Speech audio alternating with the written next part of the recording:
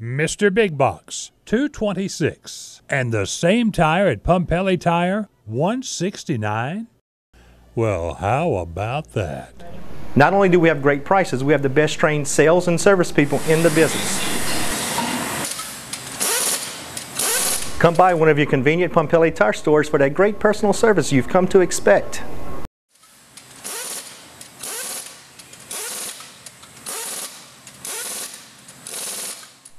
Hi, I'm Rachel Whittaker, sports writer at the Lake Charles American Press, and welcome to our Friday forecast for the quarterfinal round of the playoffs.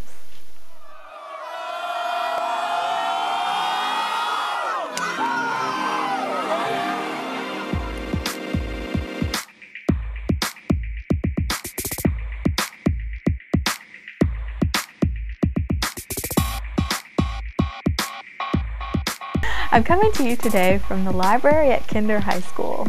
The Yellow Jackets will travel to New Orleans for the second straight week on Friday when they take on top-seeded John Curtis. I sat down with head coach Jeff Wainwright this week and talked about how important his team's defensive performance has been on their current 11-game winning streak. In their two playoff games against Redemptorist and Newman, the defense has come up big with game-clinching interceptions. So of course the Yellow Jackets will need the stout defense and continued production from junior running back Marshall Harmon if they hope to knock off the Patriots. Harmon's rushed for nearly 1,400 yards and 19 touchdowns so far this year. Well, first of all, in the playoffs, your defense has come up really big, clinching the two games with interceptions. Talk about how important they've been to you guys all season long. Well, all season, we've leaned on our defense, and starting from at the beginning of the season, August 1, we talked about the strength of our team is going to have to be our defense this year, and in each game, they've made plays to put us in position to win, and in the past two playoff games, at the end of the game, it come down to our defense having to get off the field and make a stop to clinch the win, and in each situation, different players have stepped up into different situations and really come through for us, and it's been a lot of fun the last couple of weeks.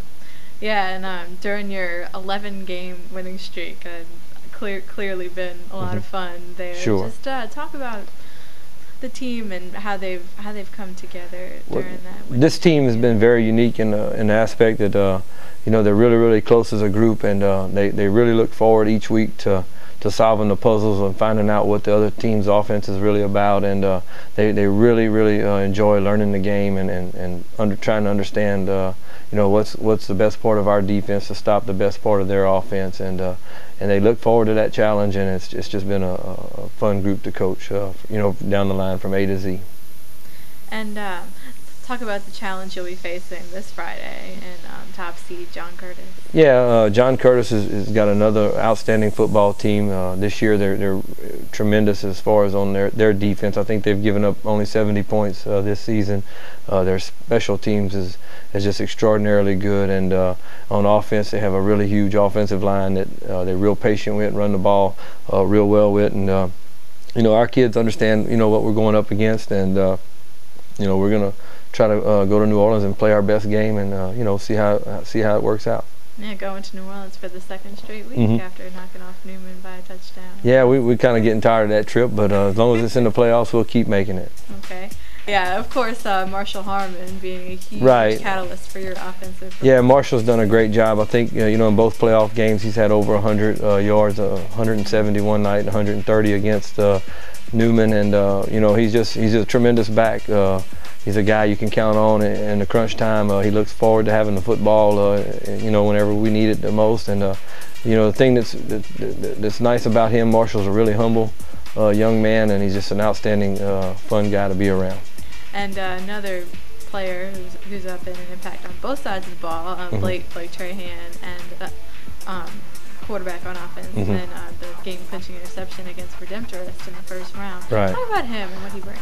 Well, Blake's been just one of our better players. Ever since he's put on a helmet here as a freshman.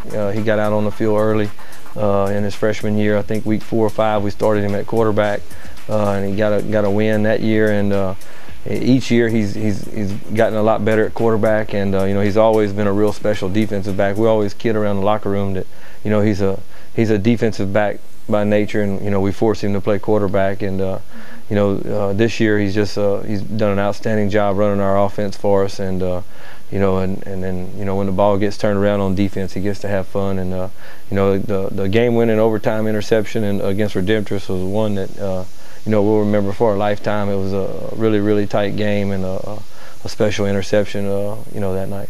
Right.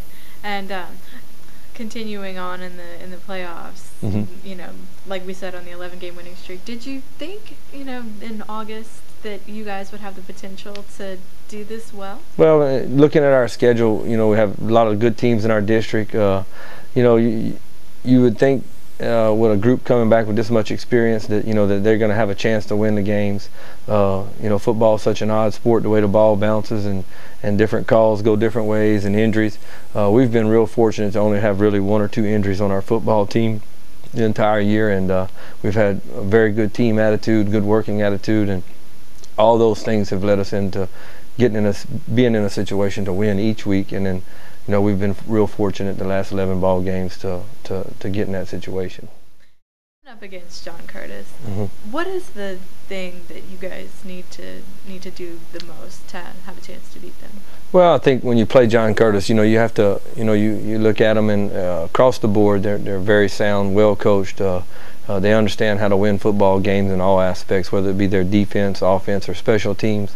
And you see them on film winning those games in all those areas. So as far as us, you know we have to stick with our game plan. We have to play extremely fast, you know, nearly flawless. And at the end of the day, you know, that's possible. And it's very hard to do, but, you know, you have to play perfect. And that's the way they make you feel. Just because of the size factor, you know, it puts our kids at a little bit of a disadvantage. But, you know, I really feel going into this game that we have the best team that they've played yet this season. And so, you know, that gives us a little bit of a nod. And our style of football is a little bit different than what they're accustomed to playing to in their area.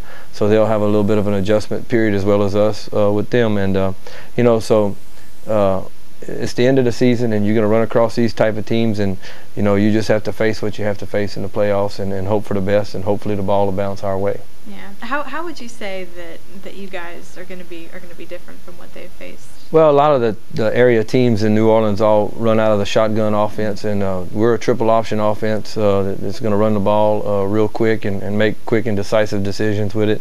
And you know, hopefully that you know, them not seeing a whole lot of that this year, it may catch them off guard a little bit. But you know, they're really well coached, and I'm sure, you know, they're doing a good job preparing their team for that. But it does give us somewhat of an advantage in that they haven't seen that yet this year. You know, and I know they're capable of, you know, coaching to it, but it will have to be solved out on the field. You know. All right. Thank you very much. Okay. 2 other teams in the Lake area have quarterfinal playoff matchups ahead of them on Friday. First up in Class 5A is number 13 seeded Barb against number 5 seed West Monroe.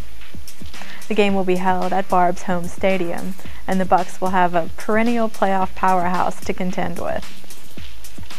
Barb can't afford to fall behind like they did last Friday against Ponchatoula, going into halftime behind by 10 points. They'll need to start fast and keep pounding on both offense and defense if they hope to pull the upset. Sophomore quarterback Kenan Fontenot and his star wide receiver Trey Quinn, along with running back Courtney Galentine, will of course need to keep up their very strong performances that they've built on throughout the season. In Class 3A, Jennings will host Marksville on Friday night. Jennings has ridden the performance of running backs Trey Richardson and Dylan Laverne all season long, but something you might not know is that Jennings tight end Chris Watkins has really come along strong towards the end of the season. Last week I sat down with Jennings coach Rusty Phelps, and he told me how confident he is that his offensive weapons will come together and continue producing as the Bulldogs hope to continue their playoff run. Last week, Jennings got revenge against the Eunice Bobcats, as Eunice had beaten them in Week 2 of the regular season, but Jennings got the last laugh, eliminating the Bobcats this past Friday. Thanks for watching this week's Friday forecast. Be sure to tune in to AmericanPress.com next week as we recap all the quarterfinal playoff action. And as always, pick up an American Press print edition daily for a look at exclusive features, highlights, scores, and analysis from high school, college, and professional sports. For now, from Kinder High School, I'm Rachel Whittaker.